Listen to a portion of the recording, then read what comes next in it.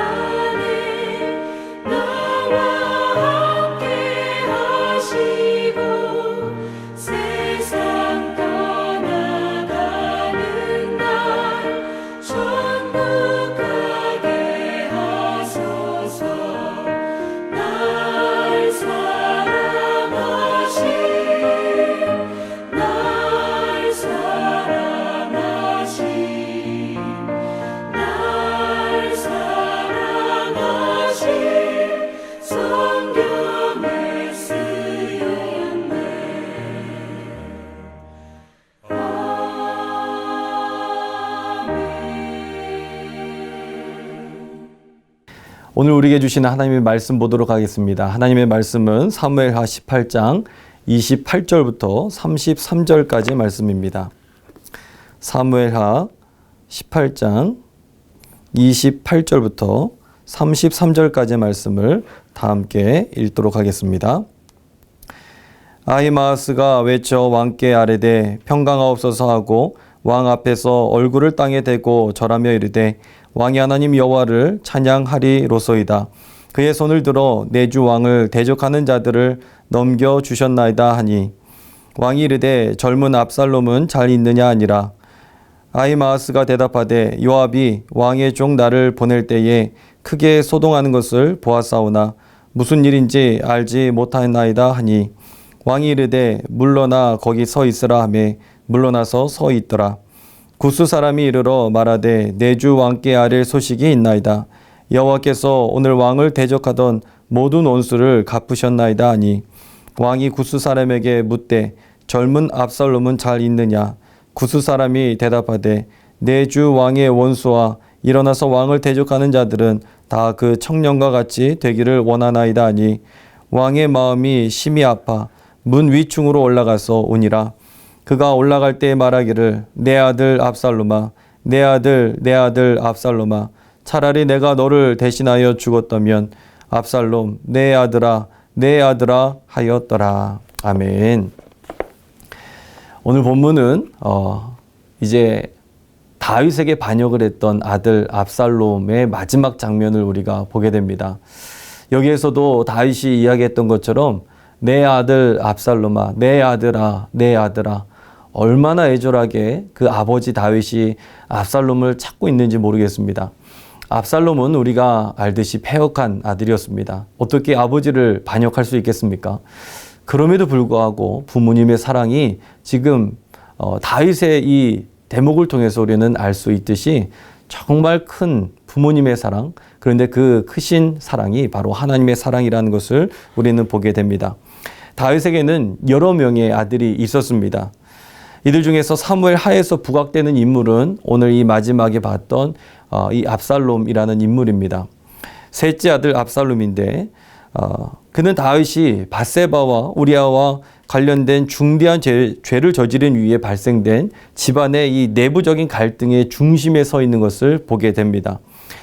그렇지만 다윗은요, 이것을 자신의 죄로 돌리게 되고 신앙적으로 접근하고 있는 이 모습들을 볼 수가 있습니다. 왜 그러냐 하면 다윗의 맏아들이었던 암논, 이 암논은 자신의 이복 남매이자 압살롬의 동생이었던 이 다말을 강제적으로 부적절한 관계를 맺게 됩니다. 이 소식을 듣고 압살롬이 그의 형을 암논을 죽이고 도주하면서 구술에 3년을 거하게 되죠.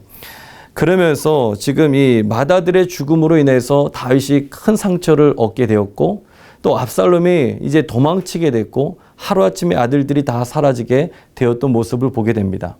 하지만 이것은 그 전에 예언이 이루어지고 있었던 과정이라는 것을 보게 됩니다. 그래서 슬퍼하고 있었던 이 다윗은요, 도주에 있었던 압살롬을 다시 불러들입니다. 하지만 웬일인지 마음이 풀리지 않았던지 2년 동안 대면하지 않고 있다가 압살롬이 이제 적극적으로 노력을 하면서 화해가 이루어지게 됩니다. 하지만 압살롬은 그 시간에 반역을 꿈꾸고 있었다라는 것이죠. 아버지의 왕자를 뺏어오려고 하는 그런 계획이 있었습니다. 군사들을 모으고 다윗에게 반역을 일으킵니다. 다윗은 하루아침에 도망다니는 신세가 되고 쫓겨나가는 것을 볼 수 있습니다. 그도 그럴 것이 아들과 싸워서 이긴들 이것이 정말 잘했다고 칭찬받을 일이겠습니까? 지더라도 부모님이 지는 것이 낫겠다라는 편을 다윗은 선택을 하게 되었던 것입니다. 오늘 비록 이 아들 압살롬은 죽게 되지만 끝까지 사랑했던 이 다윗의 모습을 바라보면서 끝까지 우리를 사랑하시는 그 하나님 아버지의 놀라우신 사랑을 다시 한번 체험하는 복된 시간 되시길 간절히 축원합니다. 첫 번째는요, 절대적인 사랑이 있었습니다. 반역을 일으켜서 아버지의 왕자를 빼앗으려고 했던 이 아들이 얼마나 패역한 아들이겠습니까? 다윗은요, 사울에게도 무단히 많은 시간들을 쫓겨다니고 도망다니는 그러한 신세였습니다. 그러면서 지난날의 삶이 다시 떠오르게 되는 그러한 일들이 또 벌어지게 된 것이죠.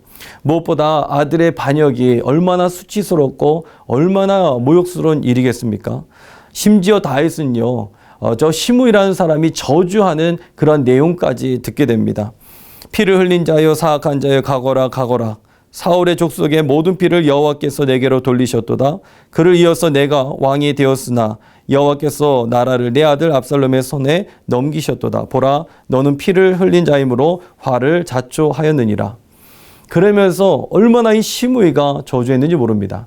하지만 저주하는 그 시므이조차도 그냥 내버려 두게 하였습니다. 왜냐하면 이것은 자신이 지고 가야 될 문제라고 보았기 때문입니다. 그럼에도 지금 다윗은 그 반역했던 아들 압살롬이 죽는 오늘 이 말씀을 보면서 5번이나 목 놓아 부르고 있는 말씀들을 보게 됩니다. 압살롬아, 내 아들 압살롬아, 내 아들 내 아들 압살롬아 라고 이야기하면서 아들의 이름을 5번이나 목 놓아 부르고 있는 이 모습을 우리가 보게 됩니다. 이것이 바로 부모님의 사랑인 것입니다. 이 절대적인 사랑이 있었기 때문에 우리의 신앙이 여기까지 올 수 있었던 것이고, 나로부터 신약이 출발했던 그러한 사람이라면, 우리 성도님이시라면 바로 그 사랑을 우리 자녀들에게 보여줄 때라는 것입니다. 예전에 어떤 영화인데요, 그 영화에서 자식이 부모를 무참하게 살해하는 그런 장면이었습니다. 그런데 정말 나중에 부검 결과를 통해서 발견된 것은 그 살해되는 그런 과정 가운데에 이 아들의 손톱이 깨지게 된 거예요. 그런데 그 손톱을 마지막 죽어가면서 부모님이 먹게 됩니다. 그러면서 아들의 이 범죄를 끝까지 덮어주려고 했던 이 부모님의 모습을 우리가 보게 되죠. 세상에 바로 이 부모님의 사랑이 우리의 하나님 아버지의 사랑이라는 것입니다. 우리에게 허물이 있지만, 우리는 늘 반역하지만, 늘 주님을 배신하고 도망가지만 끝까지 우리를 죽기까지 예수 그리스도를 이 땅에 보내주시고 우리를 다시 돌아오기 위해서 그 사랑을 보여주셨다는 것입니다. 압살롬을 향한 다윗의 사랑도 마찬가지입니다. 우리 하나님의 사랑은 이것보다 더욱더 위대하십니다. 그 절대적인 사랑에 다시 한번 저희들 믿음으로 반응하면서 나아가시는 저와 여러분들의 삶이 되시길 간절히 축원합니다. 두 번째는요, 책임지는 사랑이 있다는 것입니다.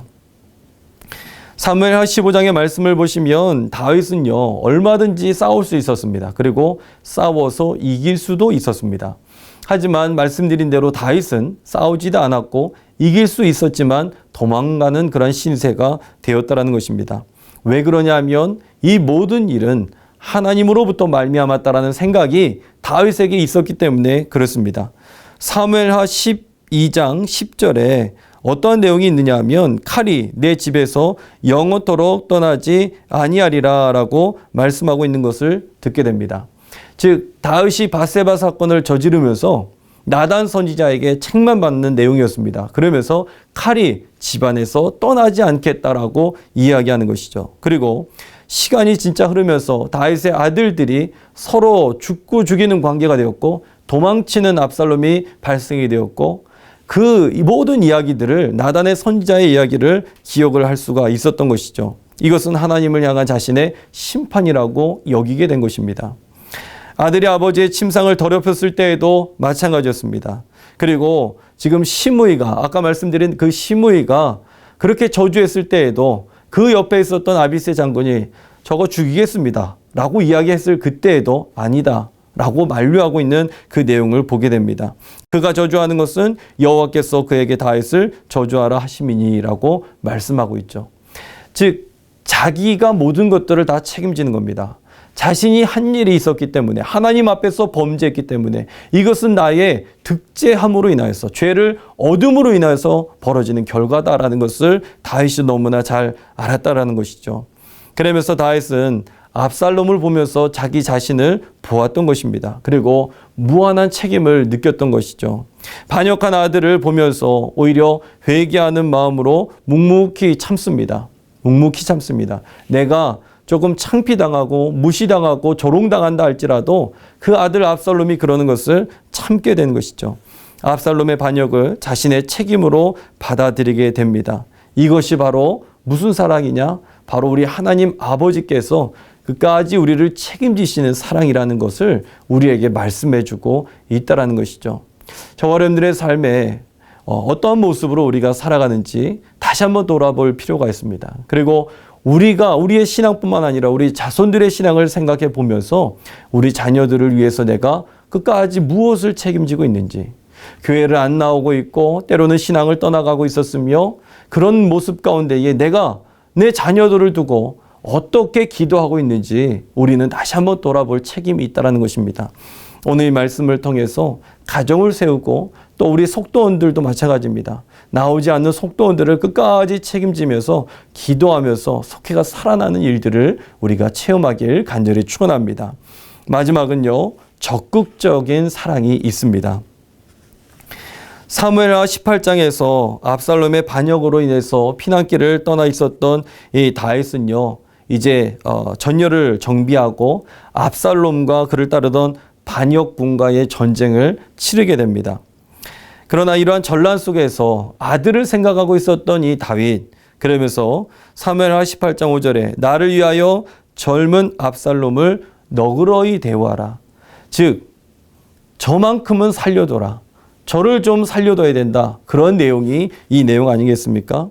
그러면서 그렇게 명령을 했고, 또한 오늘 본문에서도 다윗은 죽은 압살롬의 소식을 듣고서 내 아들 압살롬아라고 이야기하면서 차라리 내가 너를 대신해서 죽었더라면 그렇게 이야기하는 모습을 보게 됩니다. 돌아오기만을 기다리고 있었던 다윗, 이것이 바로 어버이의 사랑이었습니다. 그런데 이 압살롬은 끝까지 돌아올 수 없는 길을 걸어가게 되었습니다. 우리가 누가복음 15장에서 보는 내용도 바로 그러한 내용 아니겠습니까? 바로 잃어버린 아들 탕자 비유에 대한 내용을 우리가 보게 됩니다. 그때에 아버지가 아들이 돌아온다는 소식을 들으면서 어떻게 나갑니까? 정말 뛰어나가서 정말 목을 끌어안고 그렇게 입을 맞추는 장면. 15장 20절에 누가복음 아직도 거리가 먼데 아버지가 그를 보고 측은히 여겨 달려가 목을 안고 입을 맞추니. 아직 아들이 오지도 않았습니다. 거리가 아직 멀리 있습니다. 그런데도 불구하고 아마 신발도 안 신고 뛰어나가지 않았을까요? 그리고 측은히 여겼습니다. 목을 끌어안았습니다. 그리고 입맞춤을 했습니다. 이게 바로 우리 하나님 아버지의 사랑이라는 겁니다. 우리를 불쌍히 여기시고 우리를 측은히 여기시고 우리를 그냥 왔니? 너 교회에 왔니? 이 정도가 아니라 끌어안아 주시는, 그리고 입을 맞춰주시는 그 하나님의 사랑이 누가복음 15장에 기록되어 있다는 것입니다. 우리는 돌아갈까 말까, 아버지가 나를 혼낼까 혼내지 않을까, 가면 먹을 게 있을까 없을까, 그것에 대해서 생각하지만 우리 하나님 아버지는 돌아와라, 오기만 해라, 예, 그러면서 반갑게 맞이하는 그 모습을 우리가 보게 됩니다. 기다림은 그 자체로 고통입니다. 어쩌면 어리석은 일일 수도 있습니다. 그럼에도 불구하고 하나님 아버지는 기다리시고 또 우리 가정의 속장님들 또한 기다리고 계시고 그리고 또 우리 부모님들 또한 우리를 항상 기다리십니다. 절대 포기할 수 없는 적극적인 사랑의 모습이라는 것을 우리는 볼 수가 있습니다. 오늘 이 말씀을 통해서 날 위해서 그렇게 기다리는 분들이 누가 있는가 한번 생각해 보시고 항상 주일 안에서 그리고 또 신앙 안에서 빠지지 아니하고 또 속회도 항상 들으시면서 믿음 안에서 서나가시는 저와 여러분들이 되시길 간절히 부탁을 드립니다. 기도하겠습니다. 하나님 감사합니다. 주님께서 우리를 기다리시고 또 주님께서 적극적인 사랑으로 책임져 주시면서 우리를 향한 절대적인 사랑을 보여주심에 감사를 드립니다. 하나님, 저 다윗이 아들 압살롬에게 보여줬던 그 사랑을 우리 또한 받았습니다. 하나님, 그러므로 말미암아 우리가 항상 신앙 안에 벗어나지 아니하고 항상 아버지 집에 거할 수 있는 우리 모두가 되게 하여 주옵소서. 그리고 힘들고 바쁜 그러한 시대를 살아간다 할지라도 우리 속회 안에서 그 위로와 은혜를 경험하며 항상 누군가 날 위해서 기도한다는 그 사실을 잊지 않게 하여 주시옵소서. 이 모든 말씀 예수 그리스도 이름으로 기도드리옵나이다. 아멘. 우리 찬송 577장 찬양 드리시면서 준비하신 예물 드리도록 하겠습니다.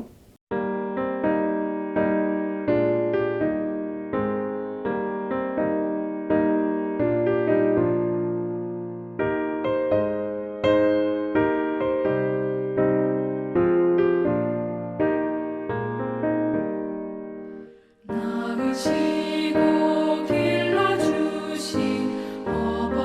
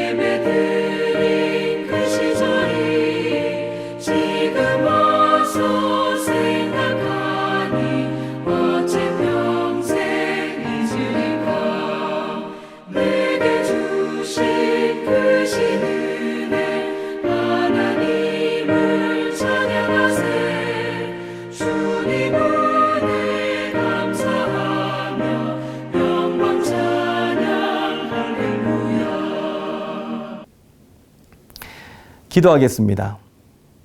하나님 감사합니다. 주님 앞에 나아오면서 거룩한 예물을 들고 주님 앞에 드리게 하심에 감사를 드립니다. 이 예물 사용되는 곳곳마다 죽어가는 생명을 살릴 수 있도록 인도하여 주시고 드린 손길을 주님께서 복되게 하여 주셔서 저희들 가정에 놀라운 축복의 은혜가 임할 수 있도록 인도하여 주시옵소서. 특별히 주님 이 나라 민족 위해서 기도합니다. 이 나라 민족을 주님께서 긍휼히 여겨 주시며 하나님 이 땅에 잘못된 가치관들이 떠나가고 오직 믿음의 땅을 이루며 나아갈 수 있도록 인도하여 주시옵소서. 동성애에 대한 문제들, 또 기독교 학교를 위한 기도의 제목들 하나님 주님께서 응답 허락하여 주셔서 이 나라가 바른 가치관을 바라보면서 나아가게 하여 주시옵소서. 또 저희들 이 나라 민족 위해서 기도할 때에 대통령과 위정자들이 지혜와 명철함으로 바르게 정치할 수 있도록 인도해 주시고 정치, 경제, 사회, 교육, 군사 모든 분야가 회복되게 부족함이 없도록 인도하여 주시옵소서.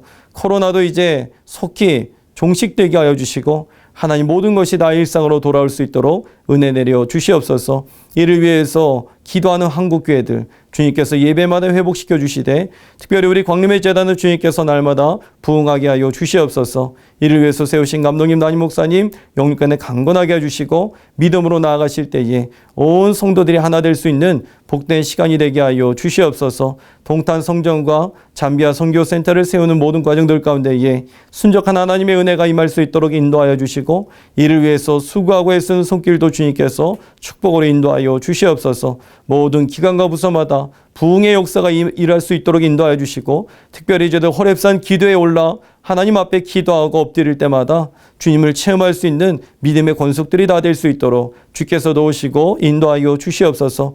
가정마다 회복과 은혜가 넘쳐나게 하시고 자녀들마다 하나님께서 책임져 주시고 붙들어 주시는 삶을 살아가게 될 줄 믿사오며 이 모든 말씀을 우리 주 예수 그리스도의 이름으로 감사하며 축복하며 간절히 기도드리옵나이다. 아멘.